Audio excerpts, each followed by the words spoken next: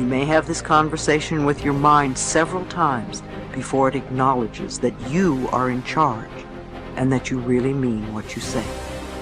Imagine that your thoughts are like drops of water. One thought or one drop of water does not mean very much. As you continue to repeat the same thoughts over and over, you first notice a stain on the carpet, then there's a little puddle, then a pond, and as these thoughts continue, they can become a lake and finally an ocean.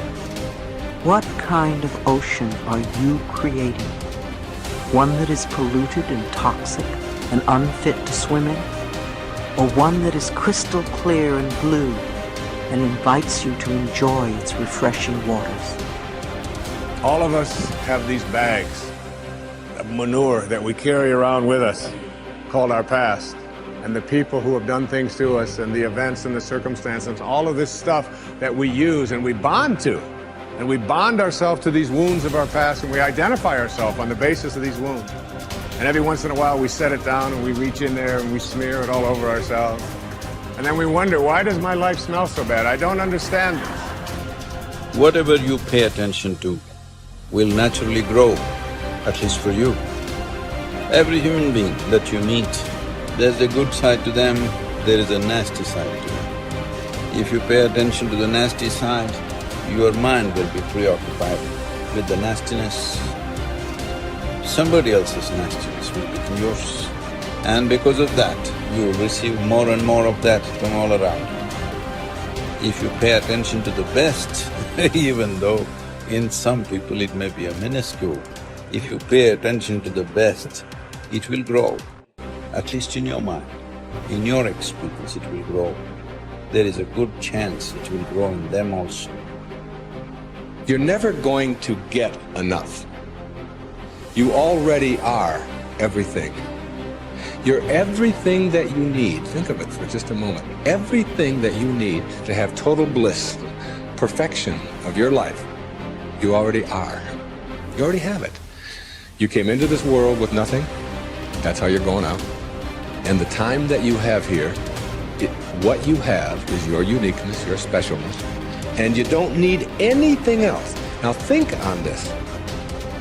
If you don't know how to appreciate what you have and where you are in your life, you don't need anything else. Because if you do get something else, you won't know how to appreciate that either. You'll just want more. Or you'll want it to be different. Or you'll want it to be the way it used to be. Or you'll want someone else to be the way you think they should be. If we are willing to turn our lives over to this greater power within us, the power that loves and sustains us, we can create more loving and prosperous lives. I believe that our minds are always connected to the one infinite mind, and therefore all knowledge and wisdom is available to us at any time.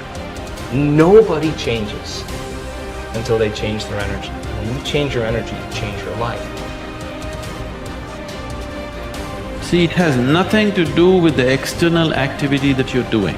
It's got something to do with the internal systems as to how they're functioning. Essentially, it means neither your body, nor your mind, nor your chemistry, nor your emotions, nor your energy are taking instructions from you. They're doing their own thing. Once your machine is not in your control, being peaceful is impossible. I'll tell you, you get into your car and now you go there and you want to turn this way. You do this to the steering, it goes this way. Can you peacefully drive this car? Can you? No. Anxiety is natural, isn't it? This is what has happened to your vehicle. It's out of control. You've never done anything to find out where the steering wheel is, first of all. This is not that simple as a car, this is a super computer. Now the problem is most people have not even bothered to find the keyboard. They think if they do this, somehow it'll work. When you're given such a highly sophisticated machine, if you do not conduct it properly, it will cause many problems to you. By accident it's working. I want you to know this is made this way. If you hold your hands like this, it'll breathe one way. If you just turn it around, the very way you breathe, the breathing pattern itself changes in your lungs. You can try it if you want when you have the time. This way, this way. I'm saying everything that you do, fundamental changes are happening in this machine because it's such a sophisticated machine. It's more than a touch screen. If you just wish it, it will happen. When you have such a sensitive and sophisticated machine and you are operating like a blacksmith, then being peaceful seems to be difficult. Peace is not the highest goal in your life, it is the most fundamental requirement. Don't ever set peace as the highest goal. If you do that, you'll only rest in peace. You must see, to be peaceful is the first thing in your life, isn't it? If you want to do anything sensibly in your life, if you want to conduct any situation in your life sensibly, to be peaceful and happy is fundamental. All improvement in your life begins with an improvement in your mental pictures. We know that because of the law of correspondence, that your outer world tends to be a mirror of your inner world. This means that what you see on your outside, what you see in your relationships, your health, your work, your customers, and so on, tends to be a result of the pictures you have inside. We also know that your self-image controls your performance. Because the way you see yourself and think about yourself inside determines how you act on a day-to-day basis.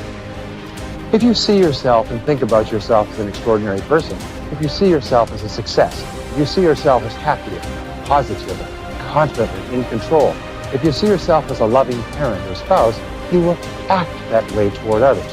So therefore, all improvement in your life begins with an improvement in your mental pictures, with you consciously and deliberately selecting the pictures that you're going to allow your mind to dwell upon.